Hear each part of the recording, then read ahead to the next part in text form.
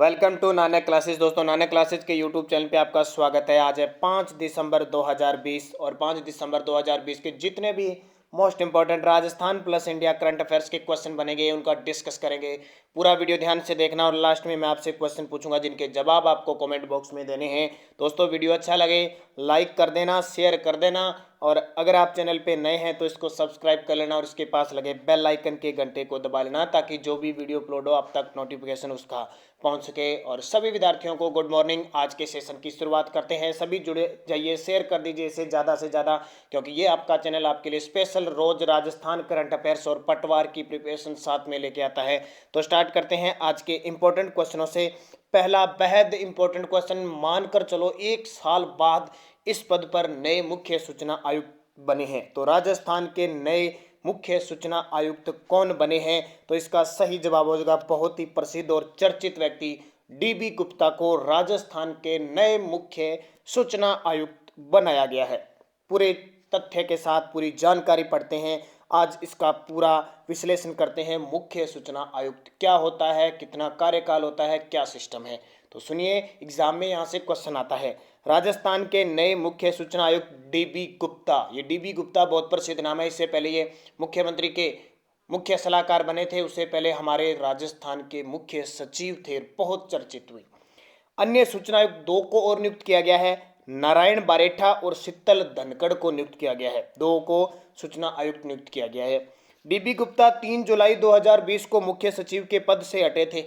ये 2018 में बने हुए हैं, मई 2018 में। और 3 जुलाई 2020 को उन्होंने मुख्य सचिव का इन्हें हटा दिया गया था, यानी इनका एक्सटेंशन कार्यकाल पूरा हो गया था और मुख्यमंत्री के सलाहकार बन गए थे। अब इन्हें राजस्थान का नया मुख्य सूचना आयुक्त बनाया गया है। अब बात करते हैं इस मुख्य सूचना आयुक्त की। तो देखिए, आराम से साथ साथ में नोट्स बनाते रहिए, मैं स्पेशल आपको बता रहा हूँ। सबसे पहले ध्यान रखना, ये जो मुख्य सूचना आयुक्त का जो एक विभाग है, मुख्य सूचना आयोग, ये एक स्वतंत्र, पूर्णतः स्वतंत्र स्वायत्त शासी संस्था है। ध्यान रखना, संवैधानिक नहीं है। संवैधानिक का अंत कहीं ना अनुच्छेद आएगा। स्वायत्त शासी एक संस्था है, ठीक है। इसकी शुरुआत होती है 6 अप्रैल 1995 से। ब्यावर अजमेर से इसकी शुरुआत होती है। अरुणा राय के नेतृत्व में एक बहुत बड़ा जन आंदोलन होता है और ये सूचना का अधिकार अधिनियम 2000 बनता है, जो राजस्थान में 26 जनवरी 2002 को कुछ क्षेत्रों में लागू हो जाता है। फिर क्या होता है, और इसका हेडक्वार्टर, सूचना आयोग का जो हेडक्वार्टर है वो जयपुर के अंदर है। फिर देखिए, सूचना का अधिकार अधिनियम 2005 पूरे देश में अब लागू हुआ। देखो, सूचना का अधिकार अधिनियम 2005 राजस्थान सहित सभी देश में, पूरे देश 12 अक्टूबर 2005 को जम्मू कश्मीर को छोड़कर लग गया था, 12 अक्टूबर 2005 को। अब बात आती है राजस्थान की। तो राजस्थान के प्रथम मुख्य सूचना आयुक्त कौन थे? तो वो थे एमडी कोरानी। याद रखना, एग्जाम में आता ही आता है कोरानी। एमडी कोरानी राजस्थान के प्रथम सूचना आयुक्त थे, याद रह जाएगा। फिर देखिए, वर्तमान में आपको बता दिया डीबी गुप्ता। अभी डीबी गुप्ता ने स्थान किसका लिए? ध्यान रखना, अतिरिक्त कार्यभार संभाल रहे थे आशुतोष शर्मा। आशुतोष शर्मा उनका स्थान लिया है। आशुतोष शर्मा से पहले मुख्य सूचना आयुक्त कौन थे? सुरेश चौधरी। सुरेश चौधरी जैसे ही हटे तो अतिरिक्त कार्यभार किसको दे दिया? आशुतोष शर्मा को। लगातार ये बने हुए थे। अब आशुतोष शर्मा की जगह डीबी गुप्ता को स्थान दे दिया, याद रह जाएगा। और देखिए, बात इंपॉर्टेंट, इनकी नियुक्ति कौन करता है? तो जी नियुक्ति राज्यपाल करता है। कौन करता है? नियुक्ति राज्यपाल। हटाता कौन है? राज्यपाल उच्चतम न्यायालय के निर्देश के आधार पर हटाता है। ये त्यागपत्र किसको देते हैं? तो त्यागपत्र भी राज्यपाल को देते हैं।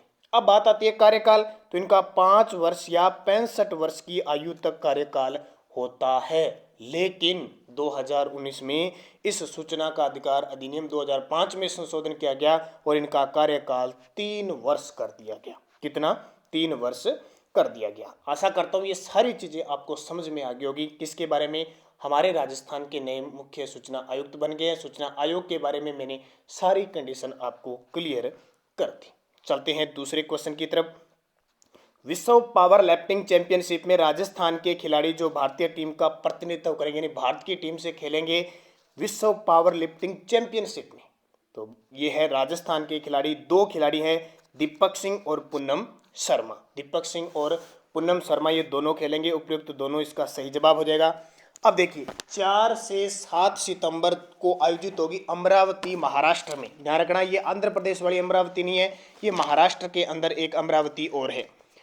राजस्थान की तरफ से विश्व पावर लिफ्टिंग चैंपियनशिप में दीपक सिंह और पूनम शर्मा भारतीय टीम का प्रतिनिधित्व करेंगे। इन दोनों का इस संबंध कहां से है? भरतपुर से है। दीपक सिंह तो खेलेंगे 110 किलो में और जो पूनम है शर्मा वो खेलेगी 52 केजी भार वर्ग में। ठीक है, इन दोनों का ध्यान रखना, ये दिसंबर के अंदर आयोजित होगी। अब भरतपुर की बात आई है तो भरतपुर में याद रखना एक तो लोहागढ़ दुर्ग है, केवलादेव वन्य जीव अभ्यारण्य है, अजान बांध है, मोती झील है जिसको भरतपुर की लाइफ लाइन कहते हैं, ये ध्यान रखना। और सूरजमल जाट का संबंध भी कहाँ से है? भरतपुर से है। इतनी चीजें आपको इंपॉर्टेंट याद रखनी है। तीसरा क्वेश्चन देखिए 4 दिसंबर को राजस्थान के किस पूर्व कांग्रेस अध्यक्ष जिनका जन्मदिन बनाया गया, राजस्थान के पूर्व कांग्रेस अध्यक्ष जिनका जन्म दिवस बनाया गया 4 दिसंबर को, तो वह है माणिक्यलाल वर्मा। किसका? माणिक्यलाल वर्मा। जानते हो आप माणिक्यलाल वर्मा को? थोड़ी सी कंडीशन बता देता हूँ। माणिक्यलाल वर्मा वही जो राजस्थान एकीकरण के तीसरे चरण के प्रधानमंत्री बने थे।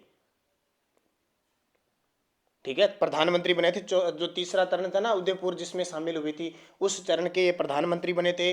बिजोलिया किसान आंदोलन के जो लास्ट स्टेज आती है तीसरा चरण, उसका नेतृत्व 1927 से 1941 तक माणिक्यलाल वर्मा करते हैं और पंछीड़ा गीत गाते हैं। ये याद रखना, पंछीड़ा गीत किसका है? माणिक्यलाल वर्मा का। और उदयपुर में माणिक्यलाल शोध संस्थान भी स्थापित है। और इनकी जो पत्नी थी नारायणी देवी, वो 6 महीने अपने बच्चे को लेकर जेल भी गई थी सत्याग्रह के लिए, ये भी याद रखना। तो ये सारी चीजें आपके लिए इंपॉर्टेंट बन जाती है। और जो मेवाड़ प्रजामंडल है उसका संस्थापक भी कौन होता है? माणिक्यलाल वर्मा। और कांग्रेस के पूर्व राजस्थान में अध्यक्ष भी रह चुके हैं। तो इनका जन्म ध्यान रखना 4 दिसंबर 1897 को हुआ था और मृत्यु 14 जनवरी 1969 को हुआ था। चौथा क्वेश्चन देखिए पटवार के लिए बेहद खास इंपॉर्टेंट क्वेश्चन। बजट 2020-21 में 4 हेरिटेज संपत्तियों में शामिल झूमर बावड़ी के लिए संरक्षण के लिए राशि प्रस्तावित की गई है, किस जिले में है? झूमर बावड़ी के लिए राशि प्रस्तावित की गई है, यानी 4 हेरिटेज संपत्तियों को शामिल किया गया, उसमें झूमर बावड़ी भी है। तो ये किस जिले में है? तो सवाई माधोपुर में। हालांकि ये क्वेश्चन बता चुका हूं लेकिन बेहद इंपॉर्टेंट है, ध्यान रखना। आरटीडीसी की 4 हेरिटेज संपत्तियां लेक पैलेस कहाँ पे? सिलीसेड अलवर में। झूमर बावड़ी रणथंभौर सवाई माधोपुर में। पूछ सकता है किस दुर्ग में है? तो रणथंभौर में। गोकुल नाथ द्वारा राजसमंद में। और होटल सरोवर पुष्कर अजमेर के जीर्णोद्वार संरक्षण और विकास हेतु 4 करोड़ रुपए का प्रावधान प्रस्तावित है। तो याद रखना क्योंकि इन्हें प्रस्तावित किया गया है इनके जीर्णोद्वार के लिए, तो क्वेश्चन एग्जाम में आ सकता है। और कल संडे है, संडे के दिन स्पेशल आपको नवंबर मंथ के 100 टॉप क्वेश्चनों का वीडियो प्राप्त होगा। अगला क्वेश्चन देखिए राजस्थान के राजवीर बालोटिया ने कोलंबो कहाँ पे? श्रीलंका में इंटरनेशनल मास्टर ओपन चैंपियनशिप में स्वर्ण पदक जीता। इनका संबंध किस खेल से है? इंटरनेशनल मास्टर ओपन चैंपियनशिप में, तो ये है डिस्कस थ्रो। कौन से? डिस्कस थ्रो से है, ध्यान रखना। इन्होंने डिस्कस थ्रो में स्वर्ण पदक जीता, राजस्थान के झुंझुनू जिले के राजीव भालोटिया। तो क्वेश्चन आएगा सीधा इतना ही आ सकता है, राजीव भालोटिया का संबंध डिस्कस थ्रो से है। डूंगरपुर जिले के किस गांव में बने वीरबाला कालीबाई? ये बहुत ही, जब नाम आता है कालीबाई का तो जो विद्यार्थी के क्षेत्र में एक बड़ी ऊर्जावान देता है। राजस्थान में साक्षरता की देवी, राजस्थान का एकलव्य इसे कहा जाता है। बहुत बड़ी शिक्षा की देवी कह सकते हैं। इतने ये शहीद हुई थी। वास्तविकता में एक जो शिष्य होता है, एक बालक होता है, एक पढ़ाई करने वाला होता है, उसका वास्तव में गुण अगर देखा जाए तो कालीबाई से याद आता है। पेनोरमे का संरक्षण और संवर्धन के लिए नगर परिषद को हस्तांतरित कर दिया है, वो किस गांव में बनी है? तो मांडवा खापरड़ा। मांडवा खापरड़ा। राजस्थान सरकार ने डूंगरपुर शहर के मांडवा खापरड़ा गांव में बने कालीबाई पेनोरमा म्यूजियम के संरक्षण और संवर्धन के लिए नगर परिषद को क्या कर दिया है? हस्तांतरित कर दिया। भी आपको ही इसका संरक्षण करना है, सारा कुछ करना है। डूंगरपुर जिले में राज्य पुरातत्व विभाग ने कालीबाई के नाम पर म्यूजियम बनाने में 1 करोड़ 65 लाख खर्च किए थे। और जाहिर सी बात है कालीबाई वास्तव में, क्वेश्चन आता है एग्जाम में, का संबंध किस जिले से है? डूंगरपुर से। क्या कहानी हुई? सेगाबाई और नानाबाई खाट दो इनके शिक्षक थे। नानाबाई खाट को तो अंग्रेजों ने तुरंत मार दिया, लेकिन सेगाबाई को बचाते हुए कालीबाई खुद शहीद हो गई थी। और गेप सागर डूंगरपुर के किनारे इनकी छतरी, समाधि, स्मारक सब कुछ बना हुआ है। फिट इंडिया मूवमेंट के नए ब्रांड एम्बेसडर, 2-3 क्वेश्चन अपने इंडिया से भी लेते हैं ताकि इंपॉर्टेंट होता है। फिट इंडिया मूवमेंट के ब्रांड एम्बेसडर किसे बनाए गए हैं? कुलदीप हांडू को। किसको? कुलदीप हांडू को। तो श्रीनगर में जन्मे वुशु कोच केंद्र शासित प्रदेश जम्मू कश्मीर के पहले द्रोणाचार्य अवार्डी कुलदीप हांडू को फिट इंडिया मूवमेंट का ब्रांड एम्बेसडर बनाया गया है। उन्होंने राष्ट्रीय स्तर पर 6 और इंटरनेशनल स्तर पर 11 गोल्ड मेडल जीते हैं। वही टीम इंडिया के मौजूदा वुशु कोच हैं, ये बहुत बड़ी बात है। तो ध्यान रखना, फिट इंडिया मूवमेंट ये अगस्त 2019 को चलाया गया था खेल दिवस पर पिछले साल। ये अब की बार आपको पता है कोरोना की वजह से इसको लागू नहीं किया गया, तो इसके ब्रांड एम्बेसडर बनाए गए हैं। कोणार्क महादेव 2020 का शुभारंभ किस राज्य में हुआ है? ध्यान रखना, कोणार्क महोत्सव 2020, ये महोत्सव बहुत इंपॉर्टेंट है। आजकल हमारे एग्जामों में जब इंडिया लेवल की बात होती है तो ये पूर्वी और उत्तरी पूर्वी के जितने भी राज्य हैं यहाँ से उत्सव, त्योहार, मेले या कोई बड़ा प्रोग्राम जो भी आयोजन होता है उसके क्वेश्चन आने लगे हैं। तो कोणार्क महोत्सव पर उड़ीसा के अंदर शुभारंभ हुआ है। एक तो अंतर्राष्ट्रीय सैंड आर्ट फेस्टिवल के 9वें संस्करण और कोणार्क महोत्सव के 31वें संस्करण का शुभारंभ उड़ीसा में हुआ है। पूरी जगन्नाथ उड़ीसा में मंदिर है ना, कोणार्क सूर्य मंदिर। अंतर्राष्ट्रीय सैंड आर्ट फेस्टिवल उड़ीसा के पुरी जिले में कोणार्क के चंद्रभागा बीच में आयोजित किया जा रहा है और इस महोत्सव में लगभग 70 कलाकार हिस्सा लेंगे। विश्व प्रसिद्ध रेत कलाकार और पद्मश्री अवार्डी सुदर्शन पटनायक को महोत्सव का मुख्य क्यूरेटर बनाया गया। ये भी इंपॉर्टेंट है, ध्यान रखना, प्रसिद्ध रेत कलाकार हैं। नेक्स्ट देखिए, नोंगपोक सेमकई पुलिस स्टेशन को भारत के सबसे अच्छे पुलिस स्टेशन का दर्जा दिया गया। यह किस राज्य में है? अभी हाल ही में टॉप 10 आया है ना पुलिस स्टेशन, तो अपने राजस्थान का तो नाम आया नहीं टॉप 10 में, जल्दी से कहीं नहीं आया, कहीं होगा ढूंढ के तो अपने देखेंगे। तो नोंगपई सेमकई पुलिस स्टेशन कहाँ पे है? मणिपुर के अंदर है। तो मणिपुर के नोंगपोक सिकमाई पुलिस स्टेशन को भारत के सर्वश्रेष्ठ पुलिस स्टेशनों की सूची में सबसे ऊपर रखा गया है, जबकि तमिलनाडु के सेलम के सुरारमंगलम ऑल महिला पुलिस स्टेशन को दूसरे स्थान पर रखा गया है और अरुणाचल प्रदेश के चांगलांग जिले के खरगस पुलिस स्टेशन को तीसरे स्थान पर रखा गया। अब राजस्थान का कौन सा है जल्दी से तो है नहीं, कोई होगा तो अपने बात करेंगे, लेकिन क्योंकि टॉप 10 के होते हैं ना, जहाँ तक वहाँ एग्जाम में आने के चांस होते हैं, बाकी कोई लंबे रैंक में होते हैं उसका क्वेश्चन नहीं पूछा जाता।